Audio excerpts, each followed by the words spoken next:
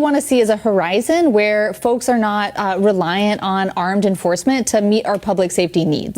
Right, but it says defund police on the website. That's your goal. And also to get rid of prisons and jails, correct? Yes. So if my daughter is assaulted and raped, is there any agency that would seek to find her assailant and bring him to justice? Of course, yeah, of course. What absolutely. would it be if not police, and where would he be if not a jail? I guess I really want to avoid getting kind of caught into these hypotheticals and talk more about the reality that we're actually facing right now, which is that we're spending absolutely outrageous amounts of money on police and policing, and we're not spending money on things that actually make people safe and feel safe, which is things like actually well-lit streets. The streetlights in Los Angeles, everybody agrees it's a huge problem. Things like mental health care and substance use treatment. So things that drive people to commit crimes and to that make our society less safe. We're not doing anything about the root causes, and instead we're funneling money into the police. You say you fight for the working class.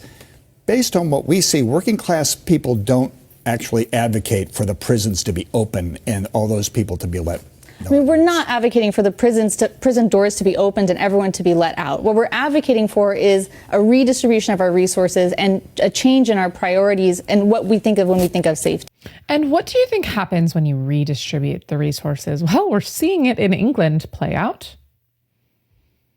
They're about to collapse. Their entire criminal justice system is about to collapse. She's going to sit there with a straight face and she's going to tell you about redistributing resources. And then call rape a hypothetical. Hey, dumbass, rape isn't a hypothetical. It's not a thought experiment. It happens every single day.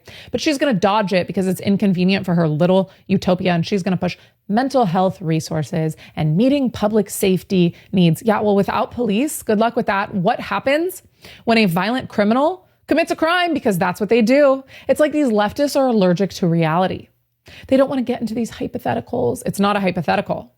And when it does happen, the only thing standing between the victim and the guy who just destroyed the victim's life is the very thing that these people want to abolish. You claim to be the party for women, the party for the working class, and then push a system where working class women don't have anyone to call when they're attacked. Socialists always do this too. They sell you this little fantasy of community and care and justice until you start asking questions, until you start thinking through policy. If your big idea collapses the second someone asks, well, what about the rapists? Then maybe, just maybe, your idea's trash.